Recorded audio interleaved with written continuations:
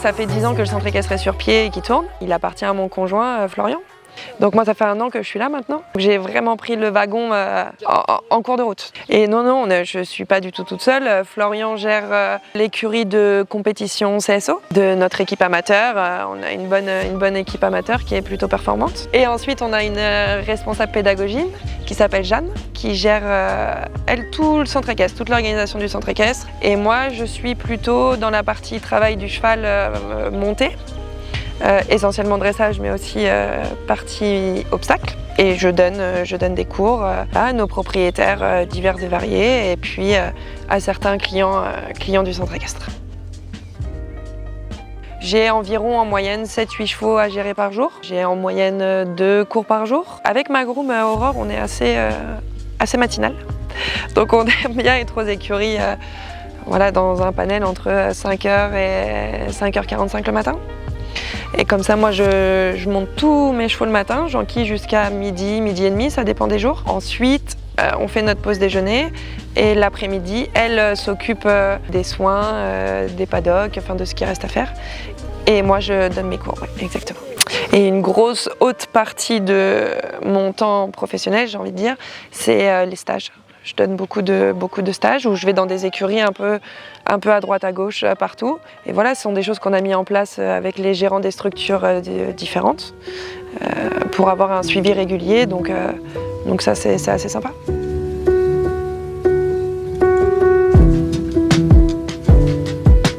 C'est pas facile. C'est pas forcément facile, mais j'ai la chance qu'on soit une super équipe. Tout est mis en place pour que chacun arrive à évoluer au mieux dans son domaine. On est vraiment sur un travail d'équipe.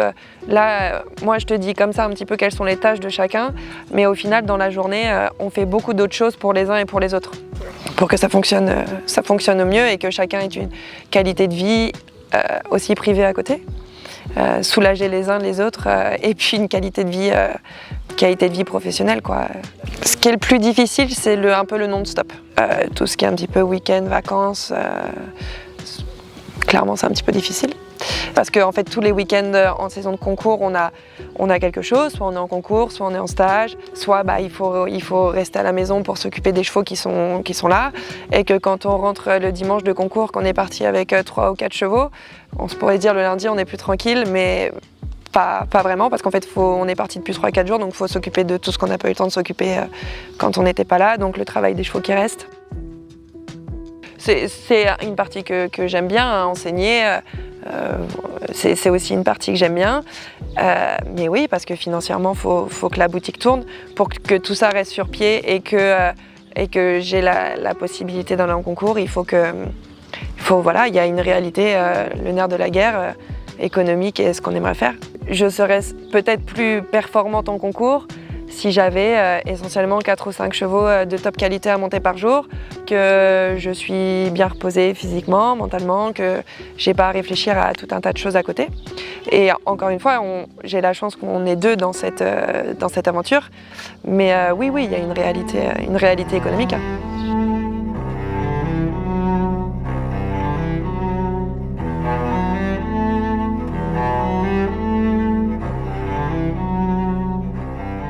Non, mais c'est qu'il faut savoir qu'en dressage, on gagne pas grand-chose. Voilà, c'est aussi une grosse réalité que le gagnant, quelqu'un qui va gagner la Pro Élite en Grand National en dressage, gagnera certainement 10 fois moins que le gagnant de la Pro Élite Grand National en CSO. Pourquoi? Pour tout un tas de raisons. Parce que pour tout un tas de raisons qui sont viables ou pas, on est beaucoup moins nombreux en dressage. Un Grand National en dressage, on va peut-être tourner à 35-40 engagés, grand maximum, voire même souvent on est plutôt à une vingtaine. Un Grand National à obstacle, ils vont tourner à 80-90 par temps. Je sais qu'ils peuvent être plus nombreux. Et que voilà, à terme d'engagement, le ratio est quasiment, enfin au prix que nous payons nos engagements, le ratio est quasiment le même. En France, tout du moins, c'est parce que je ne connais pas les gains sur les concours nationaux à l'étranger, mais en France, tout du moins, c'est impossible. Même si tu gagnes tous les 15 jours une étape du Grand National, tu ne peux absolument pas en vivre. Absolument pas. À l'obstacle, c'est certainement plus difficile. Enfin, je veux dire, ça sera certainement aussi difficile pour eux de vivre essentiellement du concours. parce qu'il y a plus d'engagés et que effectivement il faut aussi gagner. Hein. Mais oui, je vois des cavaliers d'obstacles qui peuvent avoir. Il suffit de prendre FFO compète, hein, de regarder les gains d'un cavalier d'obstacles à un cavalier de dressage, similairement parlant au même niveau d'épreuve, ça va être 10 fois, 20 fois, 30 fois plus. C'est énorme. Il y a un gros fossé, il y a un très gros fossé. Pour le commun des mortels, pour un sponsor qui n'est pas issu du monde du cheval et ne connaît pas le monde du cheval, c'est vrai que le CSO va être tout de suite beaucoup plus attractif.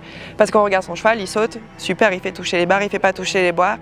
Les barres, effectivement, visuellement, tout de suite, lui, ça va beaucoup plus l'accrocher qu'une reprise de dressage. Après, ça vient, je trouve que ça se démocratise de plus en plus. On a de plus en plus d'investisseurs qui viennent pour nous confier des chevaux, quoi.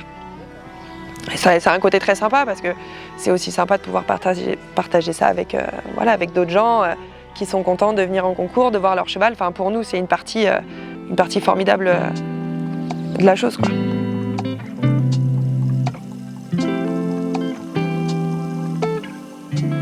Dans 5 ans, au même endroit.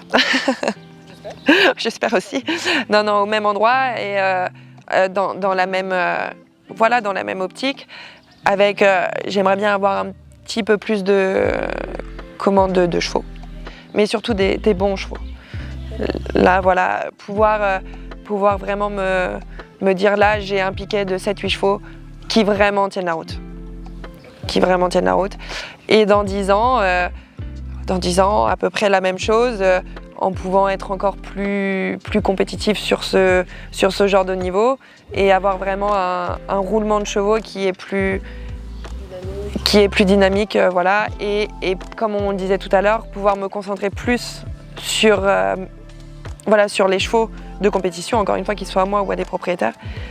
Et c'est pour ça que pendant les 10 prochaines années, on va bosser beaucoup et pour pouvoir à un moment monter aussi à cheval pour notre plaisir. Et c'est toujours un plaisir de monter à cheval. Mais je veux dire, peut-être essayer de faire un tout petit peu moins de travail, de travail à la chaîne. C'est-à-dire monter, où on prend toujours le temps, on fait toujours les choses bien. Et encore, j'ai la chance d'en avoir entre 7 et 10 par jour. Ça dépend un petit peu des mouvements de chevaux.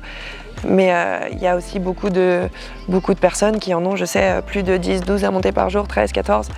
C'est vrai que bosser en équipe, c'est quand même très sympa. Entre Aurore, Jeanne, Colline, Aurore, ma groom en chef. Hein.